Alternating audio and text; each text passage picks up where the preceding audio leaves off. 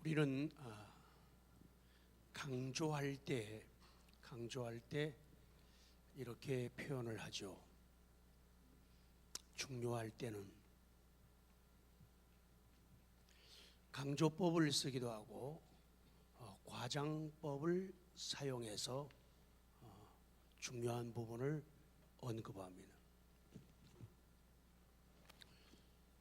몇 년 전에 비행기를 탔을 때 그 비행기 안에 참 우리 그때 캄보디아 그 선교센터 그때 갔다 올 때인가 비행기 안에 캄보디아 선교를 갔다 오는 팀들이 있었어요. 아이들, 중고등부, 청년, 장년부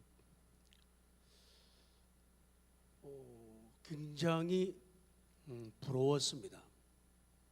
그래서 제가 제 뒤에 있는 어떤 여자분에게 물었죠.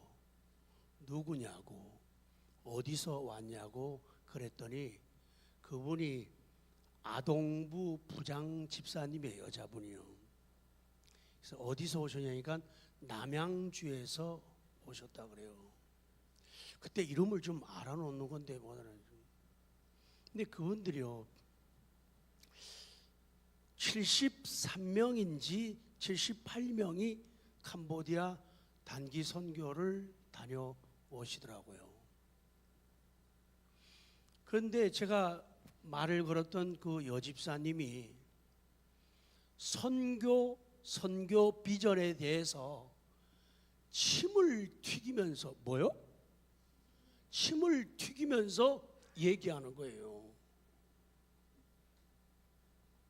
과장법, 강조법. 그 침 튀긴 게 아직까지 여기 흔적이 있어요. 그리고는 자기 교회 자랑을 됐다 많이 하는 거예요. 그리고 자기네 목사님 자랑을 이따만큼 하는 거 있죠. 참 훌륭한 사람들이다. 참 귀한 분들이다. 우리 경기도 땅에 저렇게 훌륭한 교회가, 저렇게 훌륭한 사람들이 있구나.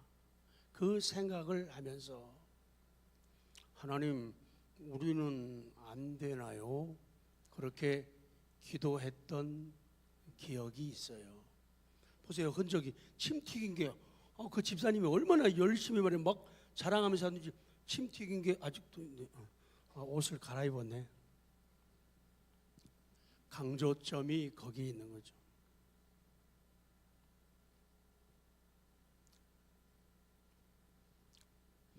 오늘 말씀이 두 번째로 13장에서 이어지는데 동일하게 예수를 힘입어. 지난번 말씀드리면서 예수를 힘입어. 예수님이 힘이시고 예수님께 힘이 있다. 어떤 힘이? 사랑하는 힘, 용납하고 받아들이는 힘, 우리를 구원하는 힘, 우리에게 죄 용서, 죄 사함을 주시는 힘, 그 힘이 예수님께 있다. 그래서 예수를 힘입어 죄 사함을 받게 되고, 오늘 두 번째, 예수를 힘입어 복음을 전하게 된다.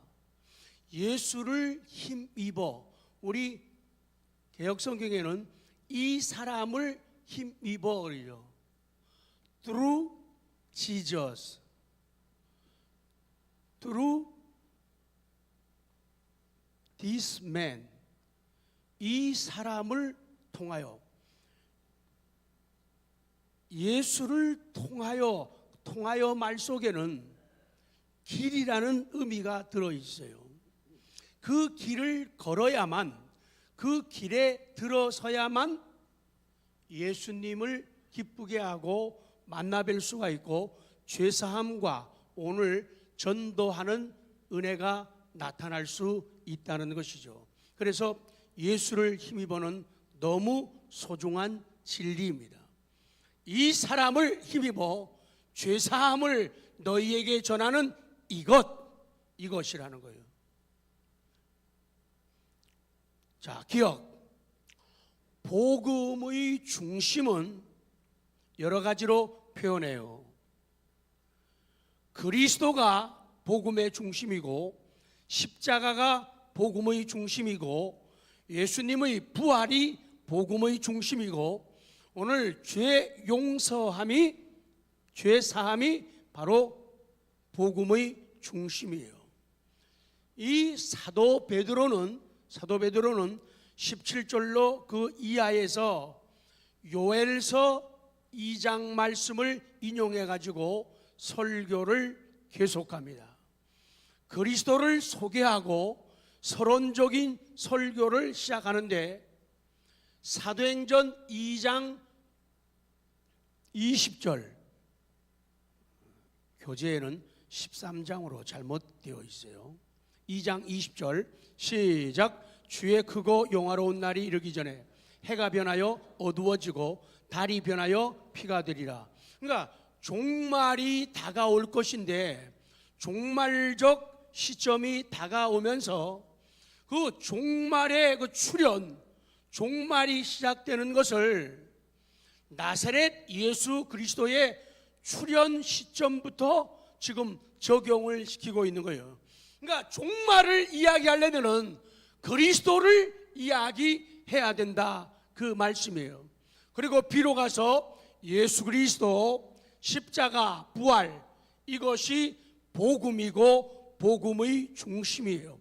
그러면서 22절 23절에 예수님이 오신 목적을 설교하죠. 자, 22절 시작. 이스라엘 사람들아, 이 말을 들으라. 너희도 아는 바와 같이 하나님께서 나사렛 예수로 큰 권능과 기사와 표적을 너희 가운데 베푸사 너희 앞에서 그를 증언하셨느니라. 그런 큰 권능과 기사와 표적을 지니신 하나님이신 예수님, 하나님이신 예수님께서 이 땅에 오신 이유가 뭔가를 설교하는 거예요. 23절 시작. 그가 하나님께서 정하신 뜻과 미리 아신 대로 내준 바 되었거늘 너희가 법 없는 자들의 손을 빌려 못 박아 죽였다. 그러게요. 대속의 죽음, 예수님은 모든 인류를 구원하기 위해 십자가를 지기 위해 이 땅에 오셨다라고 설교하는 거예요. 그리고 24절에 예수님의 부활, 복음을 또 이야기합니다. 다시 앞을 언급하겠습니다. 우리가 예수를 힘입어 예수를 통하여서 우리는 복음을 전할 수가 있어요. 자, 24절 시작. 하나님께서 그를 사망의 고통에서 풀어 살리셨으니 이는 그가 사망에 매어 있을 수 없었습니다.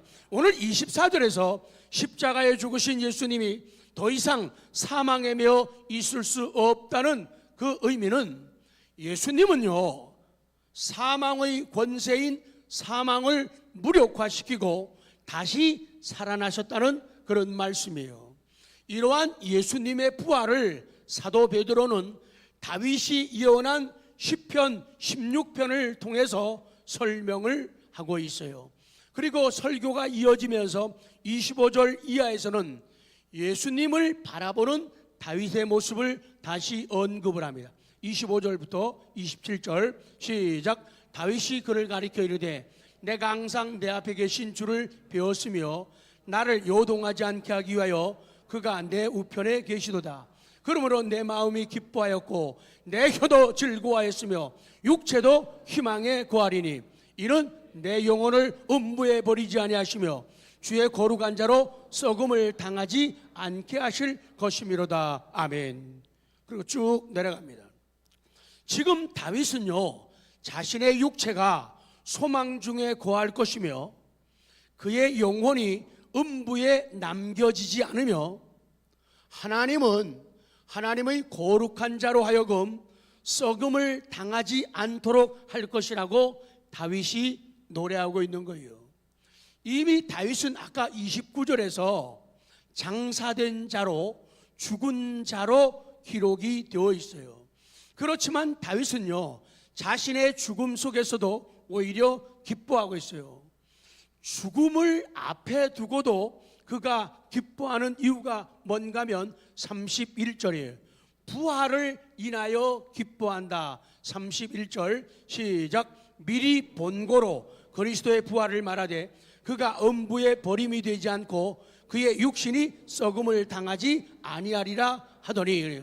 그래요, 다윗은요 이미 선지자적 계시와 선지자적 영감을 가지고 그리스도를 믿는 믿음 안에서 육체의 부활을 미리 보았어요. 자기가 육신으로 있을 적에도 육체의 부활을 미리 보았다는 거예요. 그리고 그것을 미리 믿었다고 성경은 말씀하는 거예요. 이 다윗의 위대함이 바로 거기에 있어요. 다윗의 위대함이 거기에 있는 거예요. 선지자적인 계시와 영감을 가지고 그리스도를 믿는 믿음 안에서 육체의 부활을 미리 보았다. 그리고 그것을 미리 믿었다는 거예요. 그래서 지금 베드로는 성령님이 주신 지혜로 다윗의 시편 16편을 인용해 가지고 예수님의 부활이 예언의 성취라고 강조하고 있는 거예요. 예수님이 부활하신 것은 이미 예언된 사실이 그대로 성취된 것이라고 지금 강조하며 설명을 하고 있는 거예요. 그래서 다윗의 믿음이 놀랍다는 거예요. 자기의 죽음, 사람들의 죽음을 바라보고 있으면서도 그는 예수님의 부활을 적어도 1000년 이상의 그런 간격과 갭을 가지고 있는데, 다윗은 육신적으로 아직 탄생하지 않으신 예수님을, 그 예수님이 구세주이시고 하나님이신 것을 그가 믿었던 거예요. 그래서 예수님의 이 땅에 오심, 그리고 예수님이 우리를 인하여서 십자가에 죽으심을 그가 미리 내다보았고 미리 보았다라고 성경은 말씀하시고 베드로가 그것을 설교하고 있는 거예요. 그렇기 때문에 우리도 나의 죄를 위해서 죽으시고 나의 죄를 위해서 죽으시고 부활의 첫 열매가 되신 예수님을 믿어야 예수님의 부활이 내 부활이 된다는 그러한 진리입니다. 부활이 이처럼 중요한 이유는 예수님은 부활을 통해서 나의 주님이 되셨다. 만약에 예수님이 죽기만 하셨다면 의미가 없어요. 예수님은 죽으시고 또한 부활하셨다. 그래서 예수님의 부활이 내 부활이 되기 때문에 그 예수님의 부활이 소중한 의미를 가지게 되는 거예요. 예수님의 대속의 사건은 예수님의 피값으로 우리를 구원하며 모두를 사셨기 때문에 예수님이 나의 주님이 되시고 구원의 주님이 되시는 거예요. 우리 사랑하는 성도 여러분, 내가 믿는 복음이요, 우리 여러분이 믿고 있는 복음이 무엇인가? 자, 고린도전서 15장 1절부터 이 성경을 읽고 선포하면서 믿음이 새로워지시기 바랍니다. 15장 1절부터 선포합니다. 시작. 형제들아, 내가 너희에게 전한 복음을 너희에게 알게 하노니 이는 너희가 받은 것이요 또 그 가운데 선 것이라. 너희가 만일 내가 전한 그 말을 굳게 지키고 헛되이 믿지 아니하였습니다. 그로 말미암아 구원을 받으리라. 내가 받은 것을 먼저 너희에게 전하였느니 성경대로 그리스도께서 우리 죄를 위하여 죽으시고 장사 지낸 바 되셨다가 성경대로 사흘 만에 다시 살아나사. 아멘. 성도 여러분, 내가 복음의 진리를 듣고 믿을 때 성경대로 예수님이 사신 것처럼 우리도 살게 될 겁니다. 우리가 찬송가 160장을 부활 때마다 이 찬송은요 부활절만 부르는 게 아니에요. 우리 생활 속에서 제가 이 말씀을 드릴 때마다, 부활을 이야기할 때마다 이 부분을 반증하고 강조하잖아요. 우리 옛날에 청년 하나가 교통사고로 죽었어요. 교통사고로 죽었어요. 의정부에서 그래도 내놓으라 하는 정도의 놀았다는 거예요. 그런데 엄마를 인해 가지고 교회 와서 믿음을 가졌는데, 처음에는 교회 와가지고 예수쟁이들이, 청년들이 지내는 거 보고 되게 재미없게 여겼대요. 그런데 지나면서 믿음이 조금씩 들어가면서 눈이 열리고 마음이 열리면서 그가 엄마에게 했던 고백이 그거예요. 엄마, 예수쟁이들도 꽤 재미있던데? 옆에 사람한테 시작. 아직도 이해를 못했습니다. 주님 용서하옵소서. 옆에 사람한테 예수쟁이들도 꽤 재미있던데? 시작. 그가 복음을 접하고 그리스도를 만난 다음에 정말로 교회 오는 것이 조금씩 의미가 있고 재미있더라는 거예요. 아, 예수쟁이들도 교회 가면은 조금씩 재미있구나, 이걸 깨닫게 돼요. 장례식 때 벽제 화장터에서 수많은 사람들이 있는 앞에서 우리는 분명하게 선포하고 분명하게 찬양하고 분명하게 외쳤어요. 그 부활절 찬송을 말이요.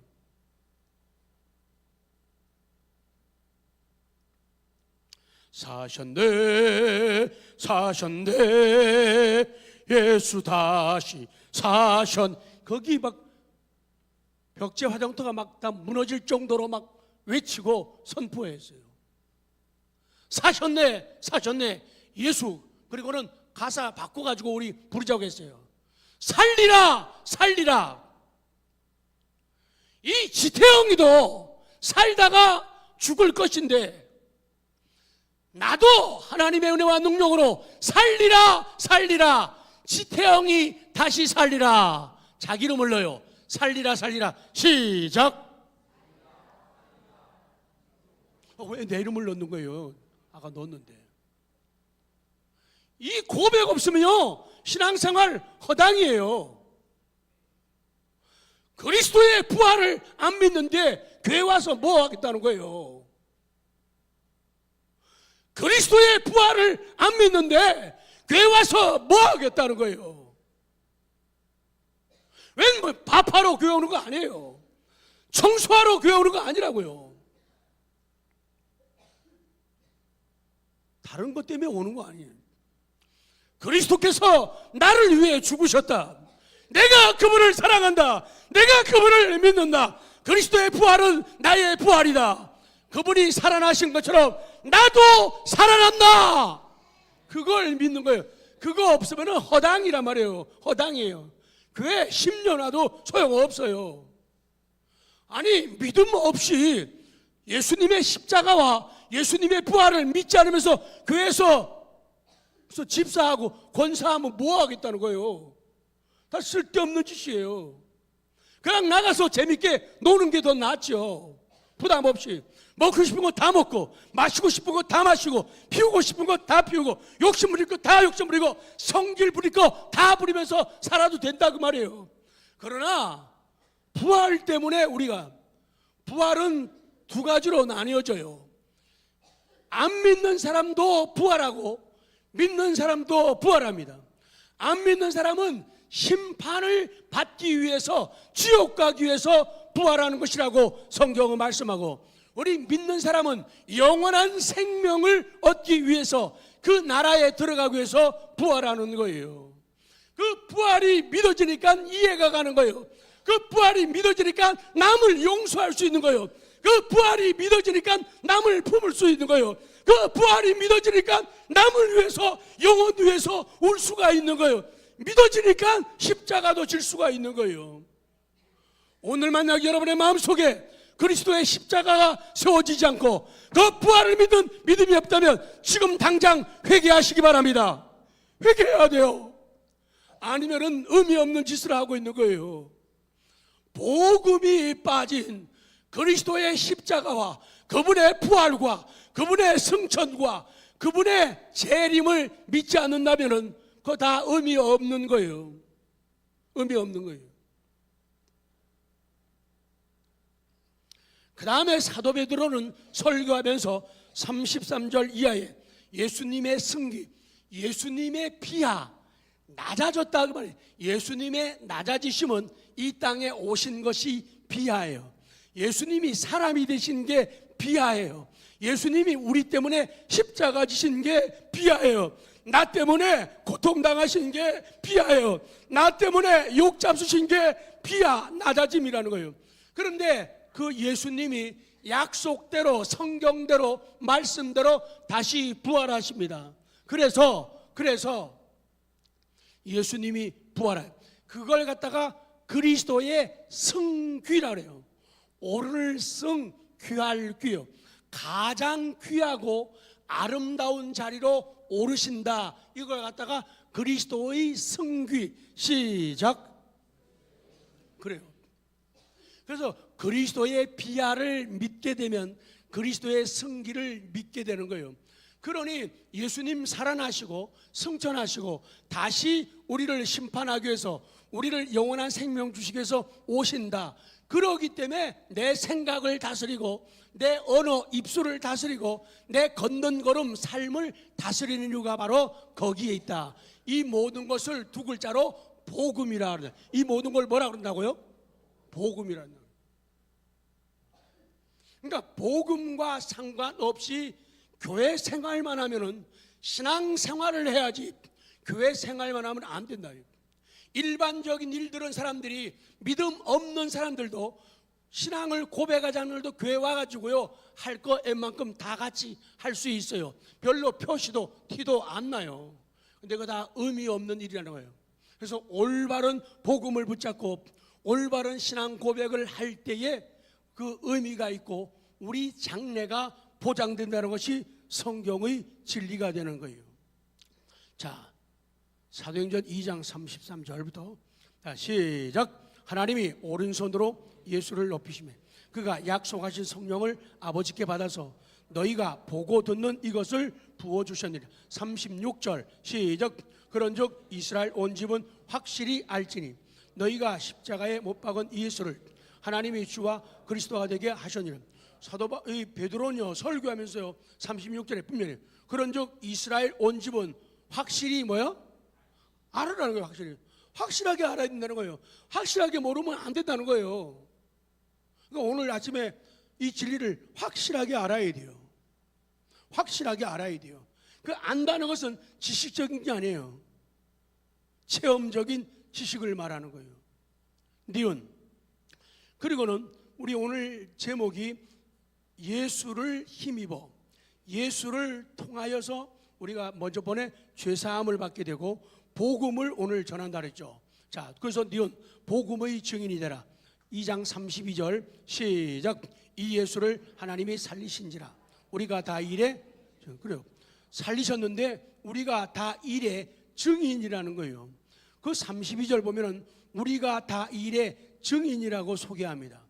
베드로 사도의 강조점은요 다윗의 예언이 아니에요. 중요한 것은요, 더 큰 것은 부활하신 예수님을 드러내는 거예요. 기독교에 부활이 없으면요 아무런 불교하고 별 차이가 없어요. 불교보다도 못해요. 부활이 없으면요. 그러니까 이런 부활 신앙을 갖지 못하니까 사주팔자 보러 다니고 관상 보러 다니고 손금 보러 다니고 토종 빌려 보러 다니고 가서 교회 나오는 사람들이 가가지고 돈 10,000원 내고 아니고 무릎 꿇고 앉아가지고 뭐라는 건 우리 이사 언제 할까요? 우리 애들 잘 되겠어요. 이런 일을 한단 말이에요. 여러분들은 정직하게 얘기하죠. 그런 짓을 한다 그렇게 말하죠. 저는 입이 이뻐서 그렇게 잘 못해요. 참 슬픈 이야기가 이 삶 속에 너무도 많이 있다는 거예요. 예수 믿는 건지 안 믿는 건지 모르겠어요. 그 때문에 분명한 신앙 고백 없으면요 다 허당이에요. 목사 돼도 소용없어요. 그래서 매일 목사도 자기를 다듬어 봐야 돼요. 부족하면 회개하고 눈물 콧물 흘리고 목 쉬도록 하나님 앞에 도움을, 은혜를 구해야 돼요.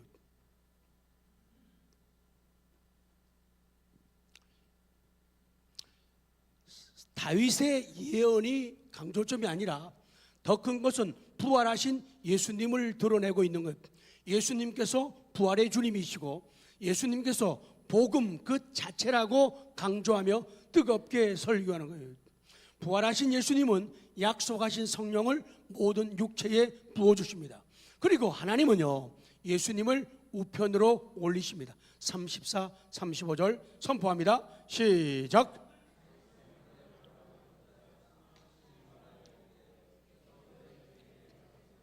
내가 내 원수로 내 발등상이 되기까지 너는 내 우편에 앉아있으라 하셨더라.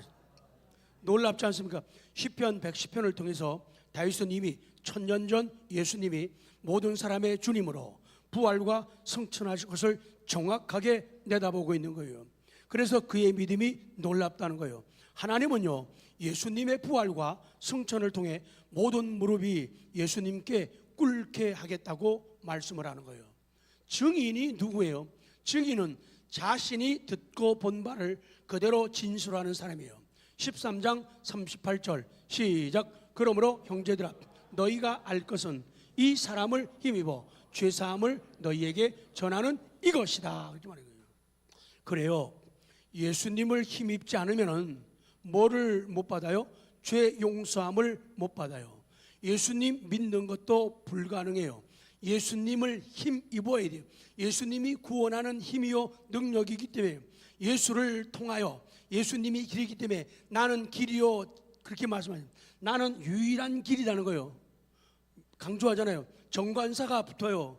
더가 붙어요. 그래서 하나밖에 없는 유일한 길이다. 그러니까 그분을 통하지 않고는, 그분을 통해서 걷지 않고는 죄사함 안 된다. 복음을 전할 수도 없다는 거예요. 그러면서 복음을 전하기 위해서는 우리의 힘과 의지 가지고는 안 돼요. 그게 디귿이에요. 성령을 받으라. 성령 충만하라. 사도행전 1장 8절 선포합니다. 시작. 너희가 권능을 받고 예루살렘과 온 유대와 사마리아와 땅끝까지 이르러 내 증인이 되리라 하시니라. 그래요. 전해진 복음을 듣고 그 복음으로 회개하고 성령 받은 사람들은 또 한 명의 예수님의 증인으로 서게 되는 거예요. 그래서 성령 받아야 되고 성령 충만해야지 또 한 사람의 증인으로 내가 서게 되는 거예요.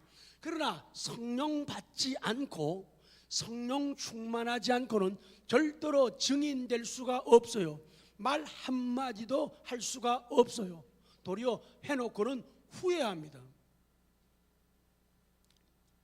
성령님은 부활을 증거하기 위해서 오셨어요. 그래서 우리가 부활의 주님을 능력 있게 증거하기 위해서는 뭐를 받아야 돼요? 성령을, 예수님을, 성령님을 받아들여 영접해야 된단 말이에요. 성령으로 충만해져야 된다. 그래서 우리는 사도행전을 말할 때 성령께서 하셨다 해서 성령행전이라고 부르는 거예요. 복음이 정립된 성령 받은 사도들, 성령 충만한 성도들 거의 같이 해요. 자, 복음이부터 쭉 해요. 한참 갈 거니까 입술에 침 바르시고 복음이부터. 자, 선포합니다. 아주 중요해요. 시작.